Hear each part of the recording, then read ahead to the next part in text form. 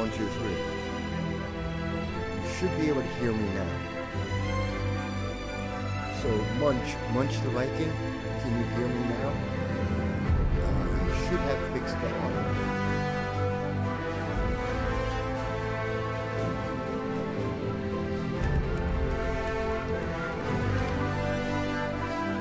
Can you hear me, Munch?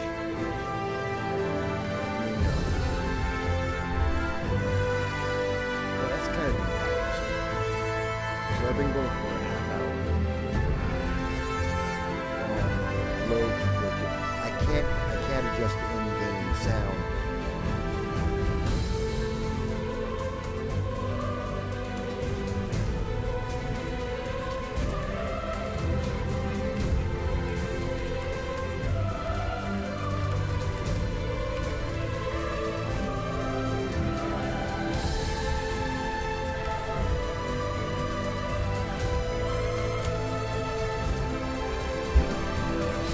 So I can't fix the audio, the music, until they get me out of the queue. And I can't wait. I can't boost it up. It's already out.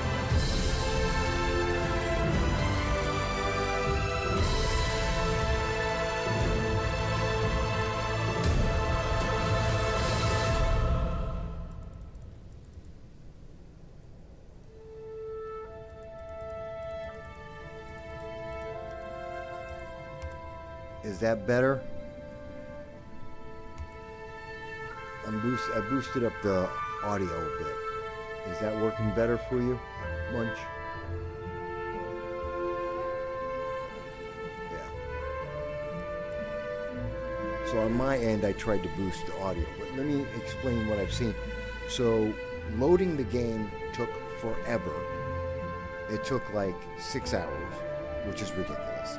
And I have a good system. I can run pretty much most games without problems, and I've got at least 2 terabytes of space available for games or anything else. I work a lot with video production, so it's not my system that delayed it upload. That's one problem. Second thing, the assets took forever to load in. So the first time I went through this, and you guys may have seen it, and I didn't know that the audio wasn't going through, but what you may have seen me do is I was trying to get in to pick the server, and the entire system crashed. So I had to bring it all back up. I brought it back up, and the assets didn't load in properly. So I had to try and create my character. And it started off saying I was in the queue, and I was only at 2. And then it put me to 2,400. Now we're in the server again. Now the assets are showing up for the women and the men, but it's putting me back in the queue. And now I'm at 500. So I'm wondering, do I cancel the queue and try and jump back in again? So for the developers, I should be able to adjust the volume while I'm in the queue. Your system is not telling me. And I showed this twice. Hang on one second.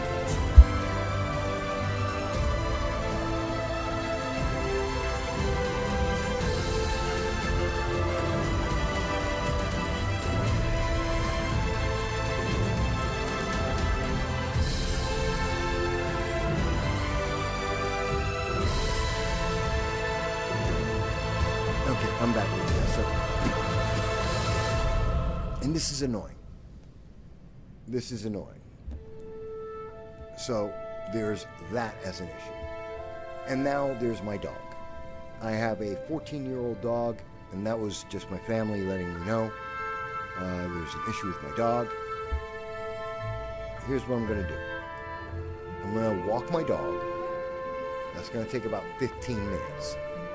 Considering how the servers are going, I should be able to be back up by the time I come back. So that's what I think I'm going to do, guys.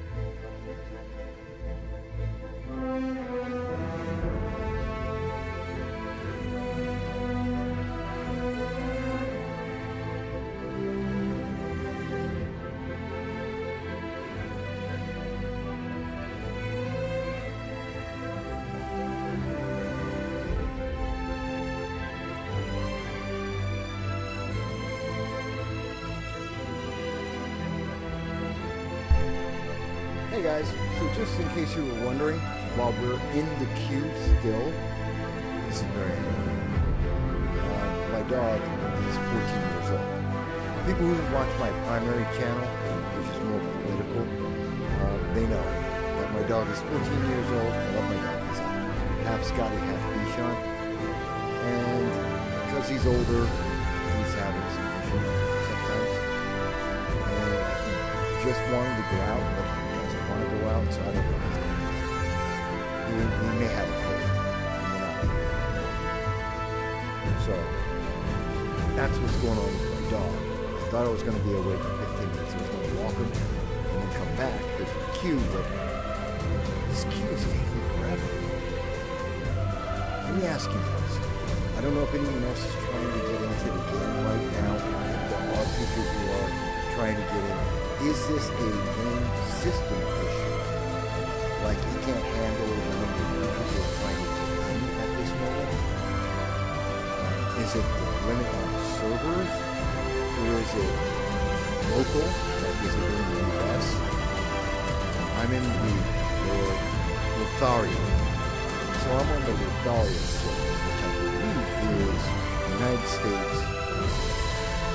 Oh no, that's EU.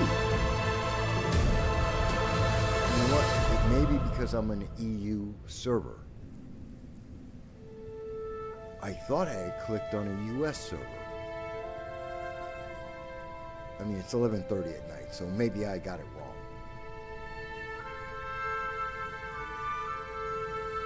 The queue isn't moving. Okay, I'm going to try. I got nothing to lose. I'm going to jump out. I'm going to try the US server. Let me see if I can find another server. Linus. There we go. Let's try the US again. Okay, there's that character. Okay. Let me in.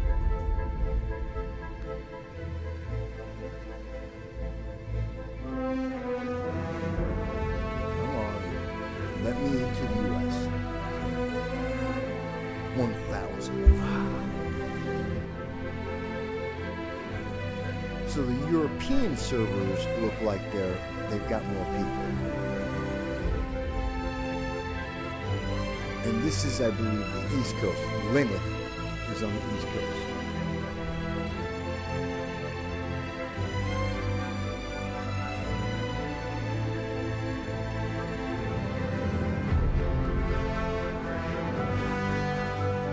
Yeah, I know.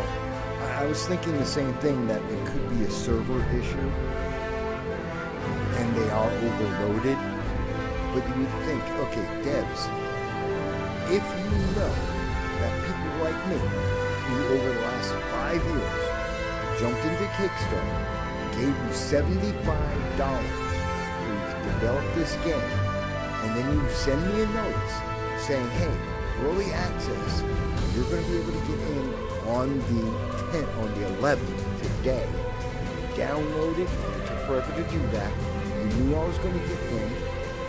If you had, I don't know, 1 million people donated to you at the $75 level, you should have planned for, 500,000 to 1 million people jumping into the game. Because after 5 years, I want to see what my money got. I want to be in on the game. You should have each server either should be able to handle the people or have more servers. You've got 5, it looks like 5 servers, and each server is telling me there's 0 people on there.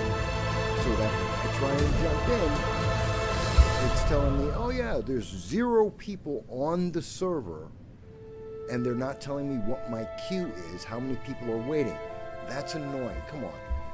This is 2025. Every MMO out there, all of them.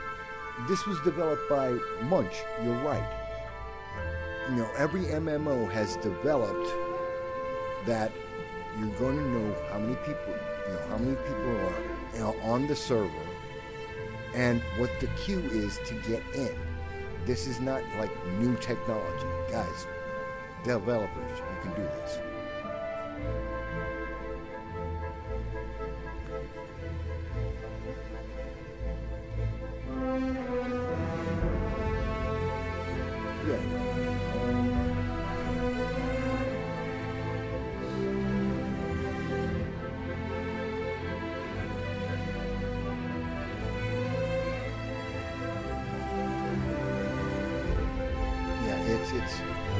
me that they don't have enough server space.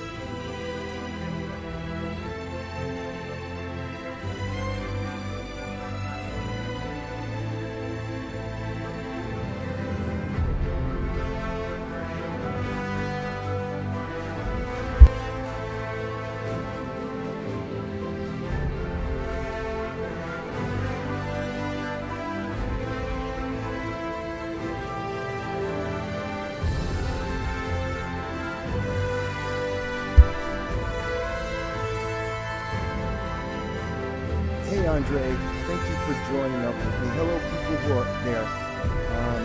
Yeah, this queue is crazy. Now the European queue, the EU, has a queue that's at least 400 or 500 people.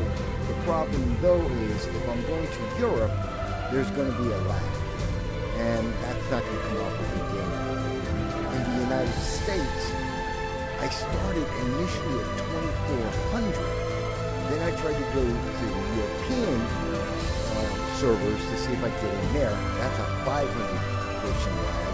And then I just jumped back into the US and it's, as you can see, 1,300. The problem is, now not better because about 15 minutes ago I was at 2,000. It appears that the developers did not open enough servers to let people in. So the calibration for optimization for computers, I know it's early access. This is an alpha. It's alpha gameplay, early access. I understand. I'm not expecting perfection. I'm not expecting this to go smooth. I am expecting to get in. Okay? It's one thing to say it's alpha, it's early access. Great. But then either have a limited access and say, okay, we're going to have 10, 20, 50,000 people are going to get access, and tell me that from the beginning so I know I'm not going to be able to get in. Or you have more than enough servers and you let everyone in. It's one or the other. Developers, you got to do something about this. And you got to do something about the server listing that lists all the servers, and every server says 0. And meanwhile, I'm in a queue for 1,300 people. Yeah, it's better than the 2,400 I started with, but it's saying 1,300. Dude, you gotta tell me.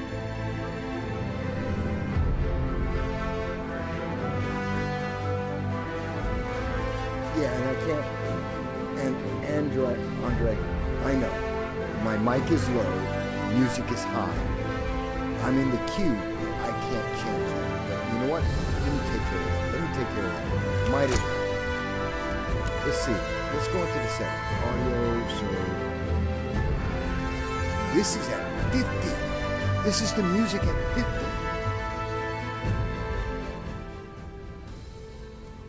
Okay, that was music at 50%. I can't imagine how loud that would be for you guys. If 50% was blowing out my audio altogether, I can't imagine what 100% would be. So, since I can't get in, I might as well take a look at the system. Display, full window, okay. Graphics. Oh, they're telling me graphics quality is at low. What's medium? Better. What's high? Okay, I don't know why it set me for low automatically. Super resolution sampling, super sampling rate, frame rate generations on auto, fine. Yeah. So we'll stay there. You guys should be able to hear me better now. Okay, and just so you guys can see, thank you Andre and Munch for letting me know that I literally cut the volume in half. So we were at 50% and it was blowing out my voice. Dropped the music volume down to 21, so more than half, and guys are saying it's much better now. So I don't even know how loud it is for you guys. I'm not even sure, but I'm going to leave it here, and let's see how bad it is. Let's see how bad it is. Again, I'm still in the US server, so again, they did not allot for enough server space. 1,500.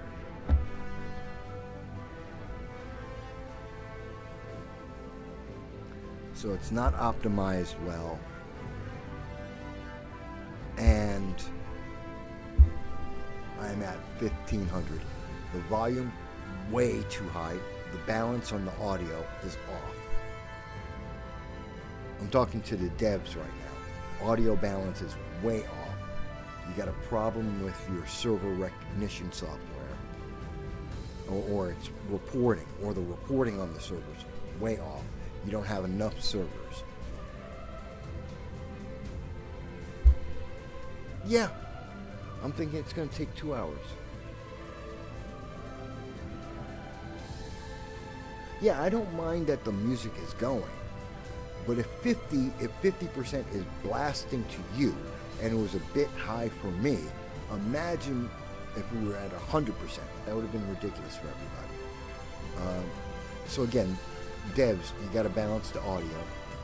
You got to fix the servers. You got to. Either you expand more servers, or you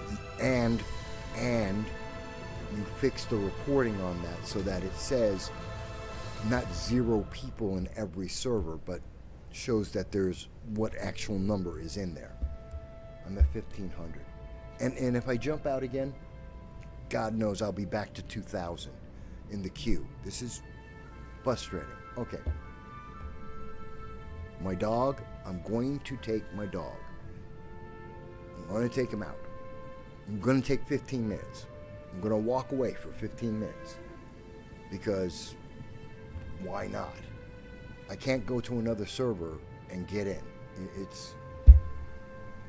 This is frustrating me.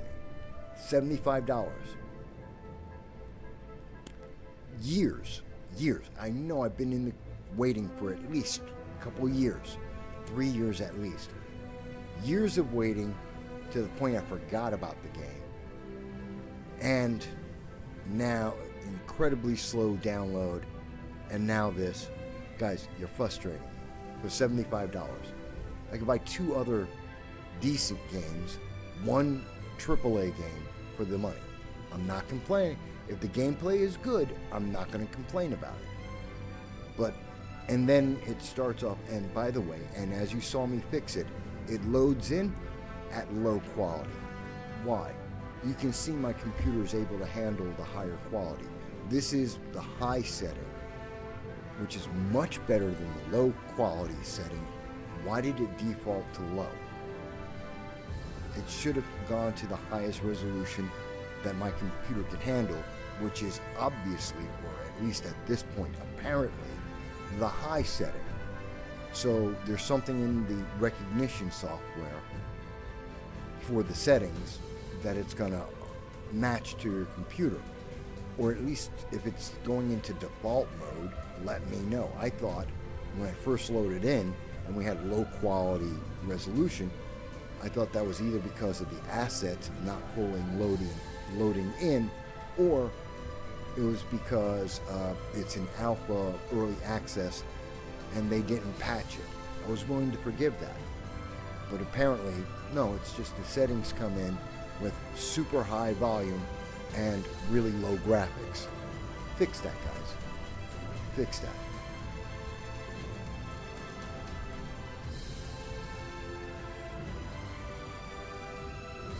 Yeah, Munch, go ahead, play some Tarkov, check that out. Andre. Oh no, I know it takes time. And I know it's going to take more years. this is not the first time I've gotten into a game that's in early access. It's not the first time that I funded a game ahead of time. But in all of the games that I've funded, where I paid into, waited the years for it to come out, or games that I have a dozen. I remember I was playing Banished back when it was early access. That was one of the games. RimWorld, early on, when it was still in early access. I had it for years before they ever published. I'm not unfamiliar with early access games or waiting years for it to develop. There's a couple of things, though, that I kind of expect. I play tested and beta tested, God, for years. For years, I was beta testing MMOs. I mean, I was playing, not Age of Conan, Conan, the first Conan MMO. I was into the EverQuest. God, I've been playing MMOs since EverQuest. Not EverQuest 2, EverQuest. Like, all the way back. I remember when there were MOOs, M-O-O, when you could only get it off of college servers back in the 1980s. So I'm familiar with that, but there are some expectations we should have today. I'm not asking for things that are impossible with the technology. And maybe when I get into the game is so great I'm not going to care about any of that, but it's frustrating because I'm not in the game. So I'm bitching and moaning now because I can't get in. So you're not wrong, Andre. You're not wrong at all. Okay, I'm going to walk my dog. I will be back. So I'm not going away. I'm going to leave it up. I'm going to let it go through the queue. I will be back in about 15-20 minutes. See where we're at. I'm going to walk my dog.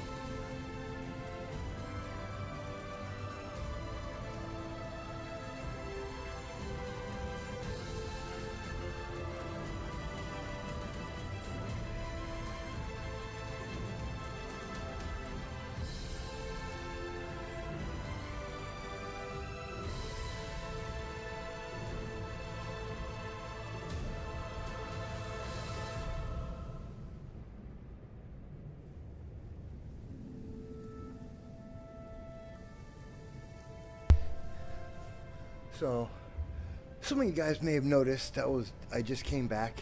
That was my dog. Yeah, he's only about 24 pounds, but he's a good dog. Bichon Scotty mix. Really good dog. And so, just came back, and seems like everybody in the neighborhood had their dogs and were walking them. It's midnight. It's like 24 degrees outside, not including the wind chill. And everybody's walking their dogs right now. So maybe it's not just my dog, it's all the dogs. Who knows? All right.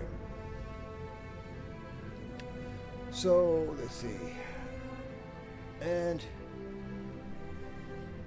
so I calmed down a bit. 24 degrees, walking around in 24-degree weather will do that to you. And I calmed down, and I have to say, you know, even though the devs have made a big mistake in not having enough servers available, it's a nice sign that there's so much of a demand that we have thousands of people in the queues waiting to get in. So that's a good thing. It means there's interest in the game. That, you know, a lot of people, thousands of people, apparently.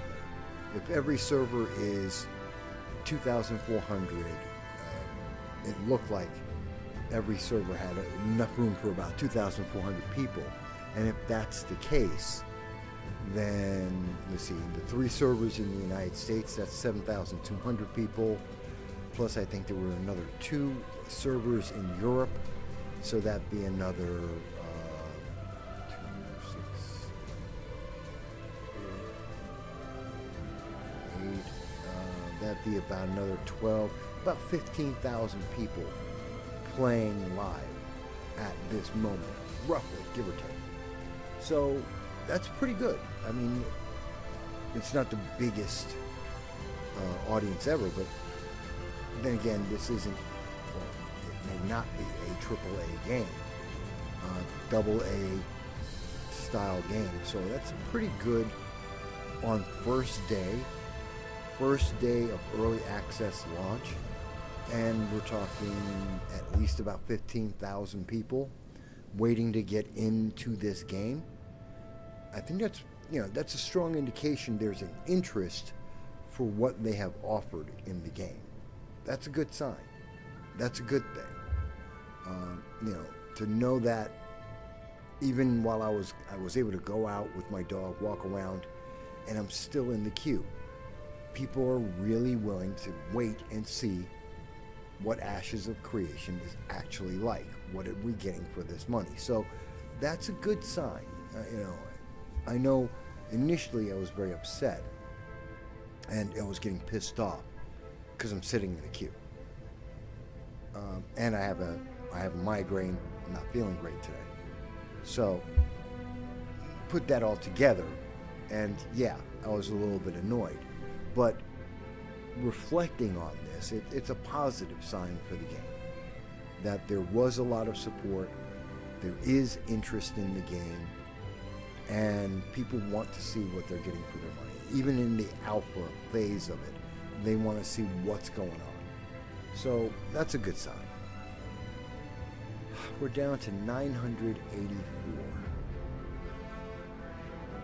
Wow.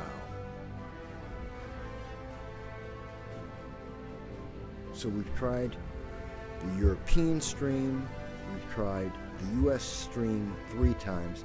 I got kicked out once. The system crashed on me once. We finally got to see the assets load up for all of the females and the males.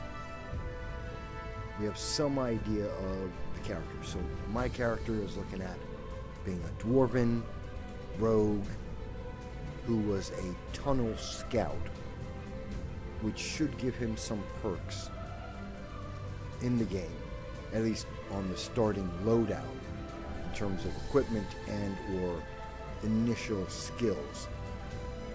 So that could be interesting. And I'm just interested in seeing how that actually plays. I imagine over the weekend at the very least, by the end of the weekend, going into next week, going forward, we're probably going to see that they're going to add a lot more servers. I have to believe. I have to believe they're going to add more servers. So this is a very temporary issue. And going forward, probably this weekend, I would expect, the devs will definitely expand onto more servers, and they'll probably correct the server count so you'll know which servers are overloaded or which ones are heavily populated, so we'll get a better feel for that. Not a problem. I'm calmer now. We'll find out for sure. And you guys got a chance to see my dog. That's good. While we're waiting, did you see the movie Mission Impossible 8? Because I just saw that tonight. While I was waiting for Ashes of Creation to download from Steam, I decided I had some time, so I watched Mission Impossible 8, which is the final Reckoning movie, or Dead Reckoning 2, whatever you want to call it. I didn't see the movie in the theaters, because I just haven't been to the movie theaters in a long time. It's too expensive, and most movies aren't good enough. I was planning to see Mission Impossible 8 in the theaters, but I just didn't get around to it. And it's expensive, so I knew it'd be coming on. So it's out now. The next movie I want to see is The Ballerina, John Wick Ballerina, which isn't available yet, but it should be becoming available soon. And I didn't go to the theaters for that. I really wanted to go see that. I've seen all the John Wick movies in the theater. Ballerina is the first one I didn't go to the theater to see. Okay, fair. So I saw the Mission Impossible. I've seen all the Mission Impossible movies when they came out. I've seen them all. And I'm old enough. I remember the Mission Impossible TV series, the original 1960s, 1970s Mission Impossible series, when that first came out. And then I saw back in the 80s, they tried to start it back up again. It didn't work. But I've seen all of the Mission Impossible. And in looking at 8, which is basically the last one, it looks like it will be the last Mission Impossible with Tom Cruise. And I don't know, I liked parts of the movie very much. There were certain parts in the movie that really worked well, but there's other parts in the movie that kind of suck. They drag. The whole point of the movie doesn't really make a whole lot of sense. They kind of went backwards to an extent in Mission Impossible 8. Like, Mission Impossible 1 was not a good movie. I did not like that one. It was good characters, good concept, didn't really come across great. I wasn't a big fan of that. Partially because I don't think it was being very kind to Jim Phelps. Mission Impossible 2 sucked. Mission Impossible 3, which is with Davian. So Mission Impossible 1, Jim Phelps. Mission Impossible 2 was the virus, the flu in Australia, and with Thandie Newton. I like Thandie Newton. Good actress. Not a great movie. Really crap movie. Mission Impossible 3 was the one with the rabbit's foot. And Seymour Hoffman. He's a great actor. He was a great actor. And I liked 3. It was much more interesting in terms of the action, but also not quite right. They didn't have the right feel. All of them have great stunts. All of them have great technology that they're showing off. But not a great movie. But when we got to Mission Impossible 4, then it finally hit something that I think they were missing. Is it's a team, and things go wrong. In Mission Impossible 1, 2, and 3, I mean, 1, things went wrong, but that was because there was another plan going on, and it was because of a traitor. Okay, but in 2, all the equipment worked, everything pretty much went to plan. In 3, pretty much everything went to plan for the most part. In 4, we actually had technology fail. Things didn't work out to the plan. They had to work out things on the fly. That's very much what you saw in the Mission Impossible TV series, the original series, on TV, where even though it was a televised episode, things would go wrong in their plan. They'd have this great plan, great technology, everything's going great, and then somewhere in the middle of the show, something would not work out. Something wouldn't be right, and they'd have to adjust. And it was cool. It was nice. And so seeing that in 4, and then again in 5, it worked. You know, Ghost Protocol, and then the ones with the next 2 after that. It worked. So that was really, that was the zenith. Like 4, 5, 6, Mission Impossible. Those were the best ones out of the entire series. 7 and 8, disappointing. They were going with a highbrow concept, and it was too highbrow. It wasn't, you had to think about it too much, and I don't think it worked. I think it was even higher brow than the writer was hoping it would be. No, hang on, folks. My dog is asking. I'll come back with a little more about Mission Impossible 8 in just a moment.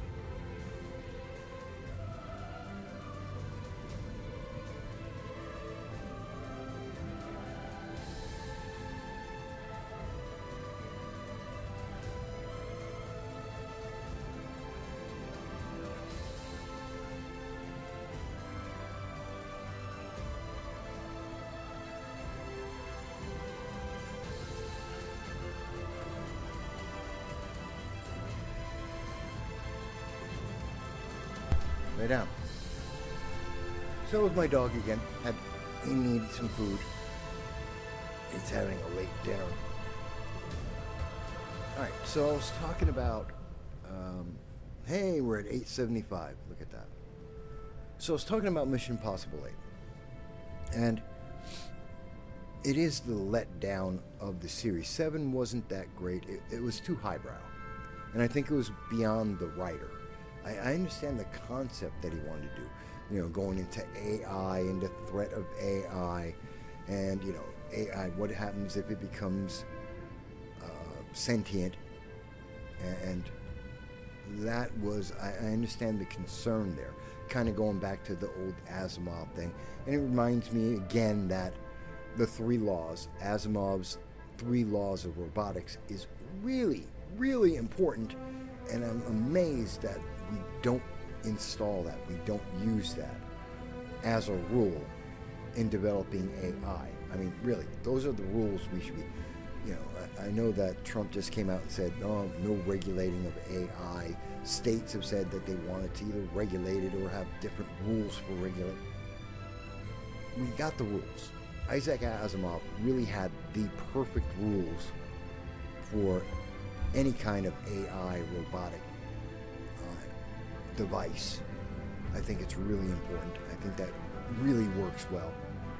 But okay, AI goes rogue, it's doing its own thing, wants to eliminate humanity. Not an unusual sci-fi concept. It's unusual for it to be in a spy action film. But in sci-fi, we see it all the time. Right? In 2001, Space Odyssey. We saw it there. HAL 9000. So I think it was a bigger concept than what the writer thought it would be. And it didn't really make a lot of sense. The things that the AI was calculating in Mission Impossible 7, Dead Reckoning, there's too many computations, too many variables for it to be able to be that accurate, that a guy can, that it would time out exactly when a guy, the villain, would need to jump off of a train to land into a truck that had mattresses, foam, so that he could fall off the train, fall into the truck, and be perfectly safe. No, I just didn't buy that he could do that. I didn't buy the AI was that smart to figure out all the different variables that were going on. It's just not that smart. I don't believe it. And so your problem was the villain. Asai Morales, I think he did a good job being the bad guy, being the focal point. I thought that his acting was fine. I thought the acting, all of them were fine. It just wasn't exciting. And I was really pissed off when they killed the second love interest for Ethan Hunt. And I forget her name now. But she was great in Rogue Nation and in the one right after Fallout. I thought she was great. I thought she did a great job being the British spy. She was phenomenal. She was believable. She could do the action moves. I really liked her. And in 7, when they killed her, I was pissed off. I was pissed off. It's like she would not have died like that. I do not believe that. So here we go in 8. And Asai Morales, who does lose, I mean, he's the bad guy. He's kind of he's the human face of the AI, which is the bad guy. Okay. Asai Morales, I didn't like his death. The way they killed his character. Even though he's the villain, he didn't get a villain death. He didn't get a really good death. He didn't get beat by Ethan, in case you haven't seen the movie yet, which you may or may not want to see. I'm kind of iffy on it. But I didn't like, after, it wasn't a cathartic release. After all the harm he had caused, his character had caused, to see him die the way he does was anticlimactic. It really wasn't worth it. So that kind of annoyed me. And the way that there's no way that Ethan would be able to dive down 500 feet and, dive out of the water or come out of the water at 500 feet. It's the Arctic Ocean. You'd freeze jumping into the ocean as is, even in the summer, even in the Atlantic or in the Pacific. You could freeze to death in like 30 minutes. It's the Arctic Ocean. In 5 minutes, you freeze to death. You go hypothermia. You would just die. I didn't buy that his character was able to make it back. It just was too unrealistic. He's in the middle of the ice. He's right under the ice pack. It made no sense. Cool visual, didn't make any sense. And Haley Atwell, at times in the movie, she's like this ultra great thief, and she can fight decently well, and then she goes to being totally incapable of being able to fight any of the bad guys. So she's bouncing back and forth in her skills. She's either hyper efficient and good at fighting, or she's not. I'm like, pick one. In Dead Reckoning, she's not a fighter. She can throw a punch or two. That's about it. But she's not a fighter. That's not her skill set. So why in 8 is she out there trying to fight with people? And then being so hyper shocked when she sees the violence that some of the other characters do. Like when she's watching Ethan Hunt and they're trapped in the room, Morales is escaping and his henchmen are in the room, and she's like turning away from the violence of Ethan protecting her, and we don't get to see the fight that Ethan Hunt is going on with those 3 guys, one of them being a very big burly guy. We don't get to see that fight. I wanted to see that fight. I wanted to see how Ethan was going to beat those 3 guys. Instead, we get to see her, that she doesn't want it. She sees the violence, it freaks her out, she turns her head, she closes her eyes. It's like, chick, get used to this. You joined the IMF. You volunteered for this. This is the world you're in now. You can't hide from it. So, and that's all before, that's in the opening scene, right before the credits. We get to see all that. It hurt her character and that character's believability. The way her skills bounced around. I didn't like that. I liked a lot of the stunts. I thought they were great stunts. I thought the filming, the cinematography, very well done. I felt like, the acting was decent. I think that, seeing Rogue Nation and Fallout, the acting was better in those movies, but the acting in this one was good. It was definitely at least serviceable. The fact that what happened to Luther, without giving away too many spoilers, but what happened to Luther in there, it made sense for his character, and I thought the acting, Ving Rhames, he hasn't gotten a lot of work recently, which I'm surprised. He's a good actor, and he's a solid, he does this character well. He's kind of phoned it in for a few movies now, to be fair. He hasn't really been all that active or involved. Maybe that's because of his age. I mean, he is an older actor. He's older than Tom Cruise. He's older than me. But maybe it's because of that. Could be a lot of reasons, but okay. He actually got some good scenes, as opposed to some of the last couple of movies where he's just in as a cameo, really. He doesn't really do anything. He's not running around. He's not involved in anything, really.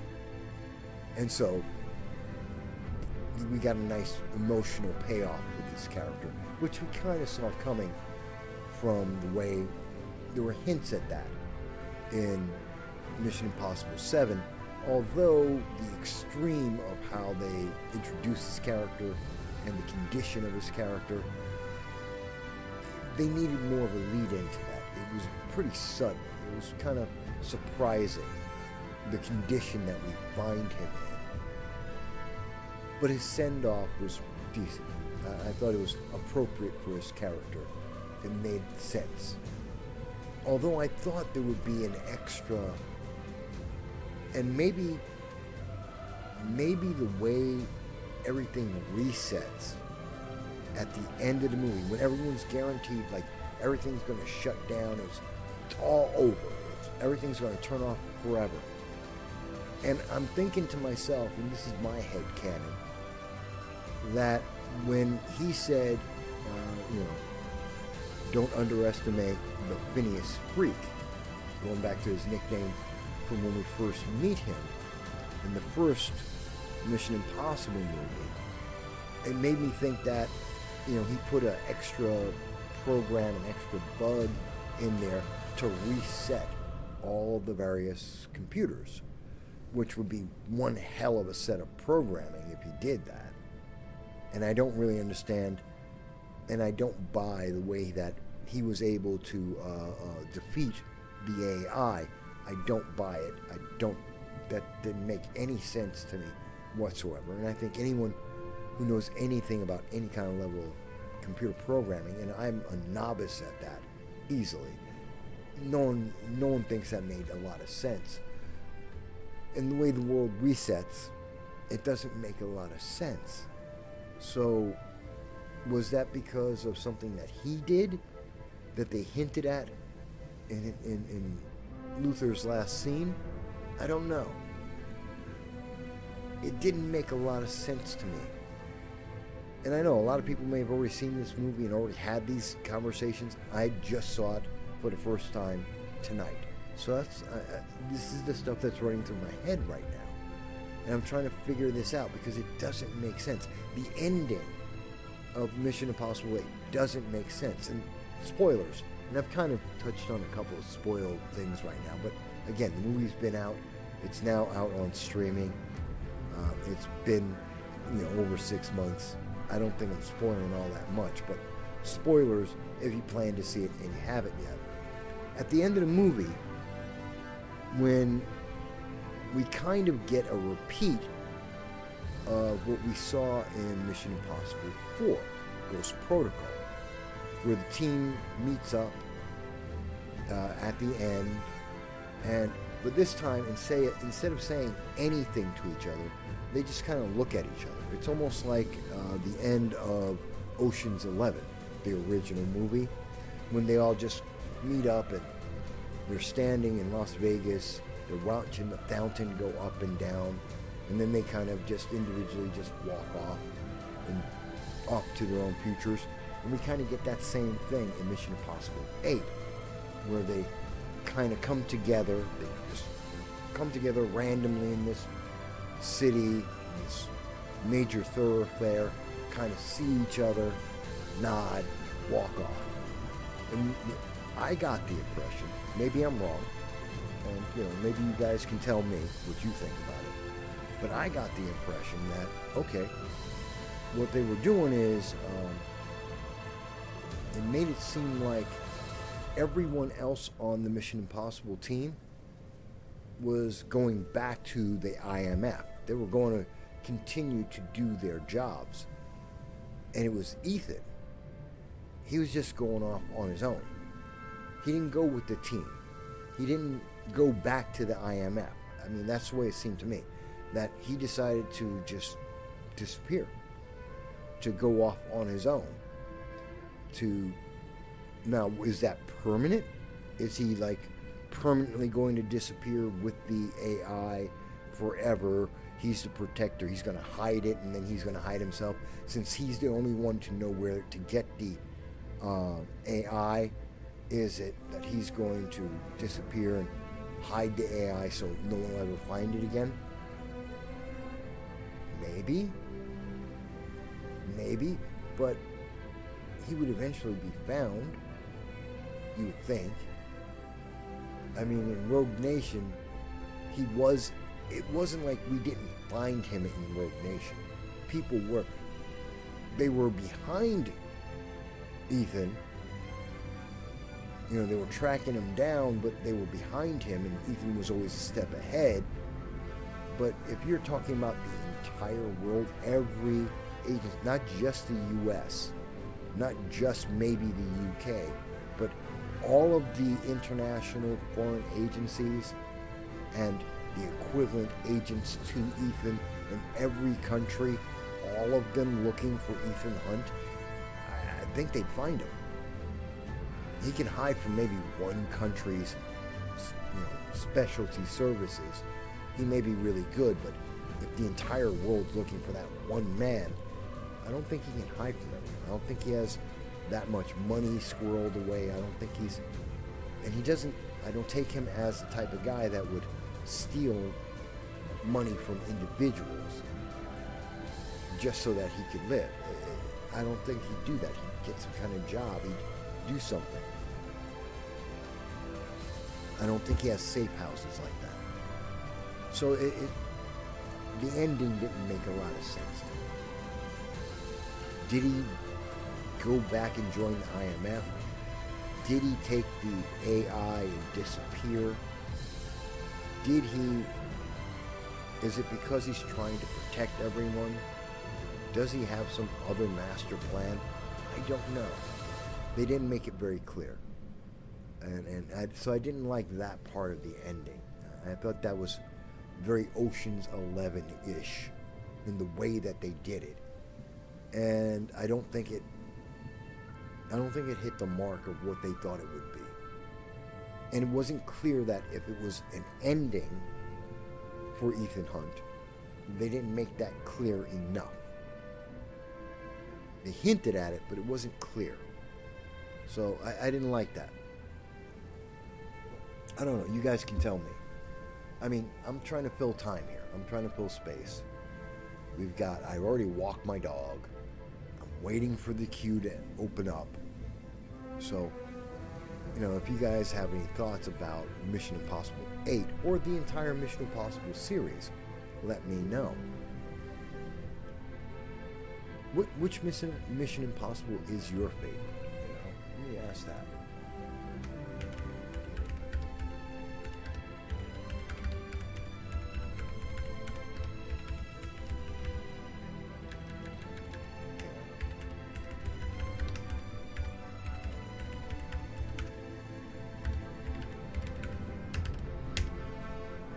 Which was your favorite? I think my favorite wasn't actually Fallout.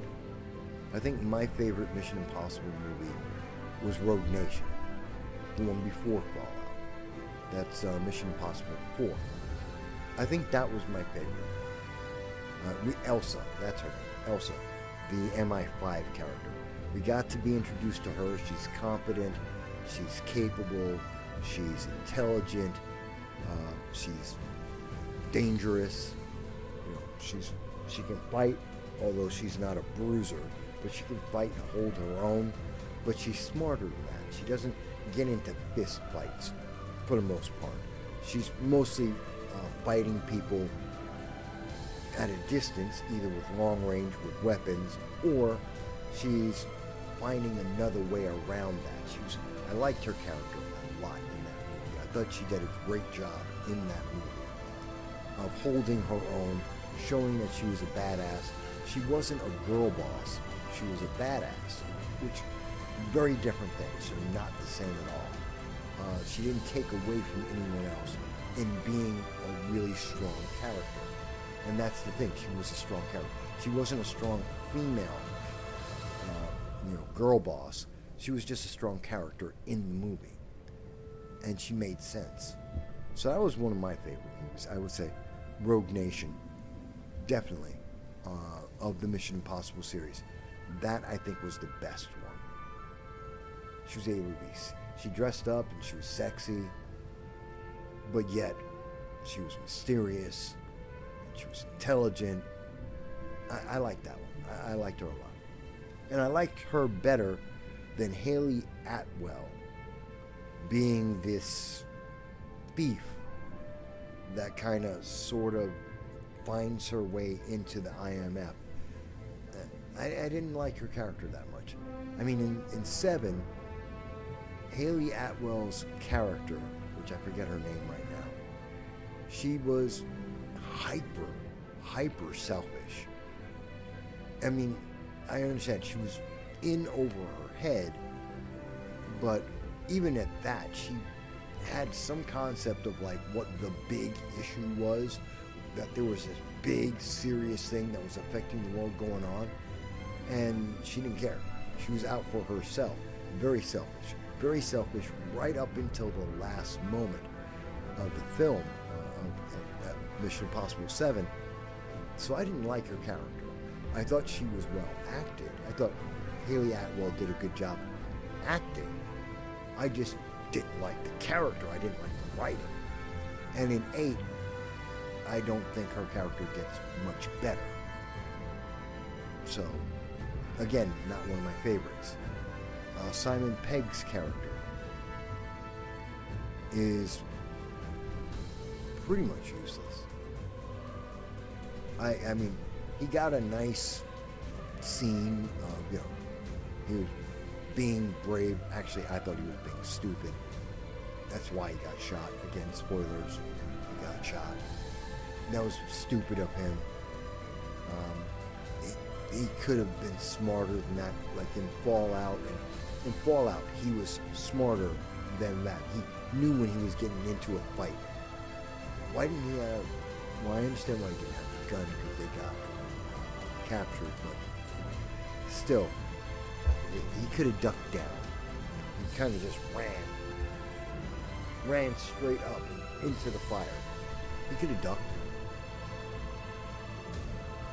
But Simon Pegg is showing his age, and he's not aging as well as, say, a Tom Cruise. He's not aging as well as Vin Rames has.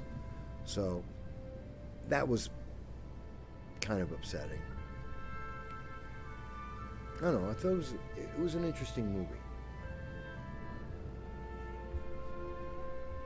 We're at 675, folks. 675. It's 1 in the morning. 1 in the morning.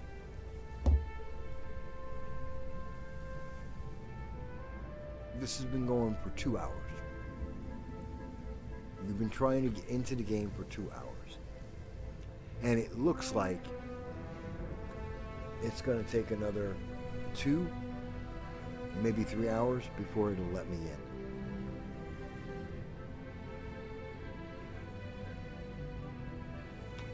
Yeah, we're at 664. It could take another 2 hours to get in. All right.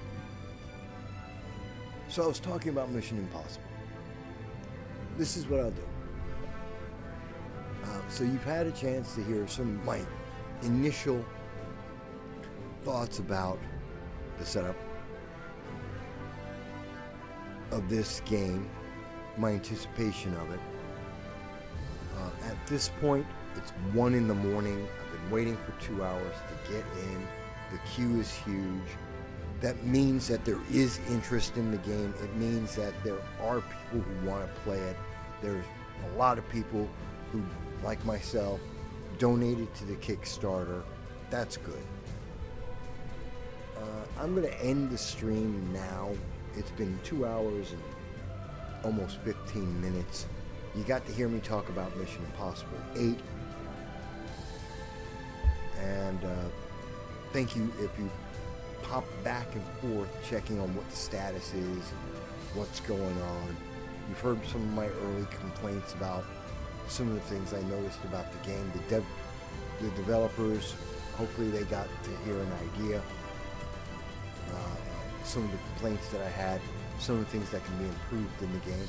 I'm sure it's part of their list right now. And you got to hear me talk about Mission Impossible 8, what I thought about that, my initial reaction to it. So bonus, movie review and an initial review of the game. I'm going to let you guys go. I'm going to stay in the queue, and I will just either go live or I will record if I'm going to take a nap in 2 hours. If they let me into the game, I'll start recording and talk to you guys about it. Otherwise, I'll try to get in the morning. So I'm just going to leave it up, and I will try back, and you may see me pop up live in like 2-3 hours, or 8 in the morning, somewhere in there. So we'll see. We will see, folks. Till the next time, I thank you for checking me out. I will try and do more videos soon. I will get video up at some point. And over this weekend, I will be doing Ashes of Creation content. And hopefully you guys will find it interesting. I'll probably die a lot. You guys can laugh at me doing that. I'm not nearly as bad as Gary at Nerdrotic. I'm not nearly as bad as him. But, you know, I'm not the gamer I used to be in my 30s. But let's give it a go. All right, folks. I'll talk to you again very, very soon. Thank you. I appreciate you. I look forward to seeing you guys again soon.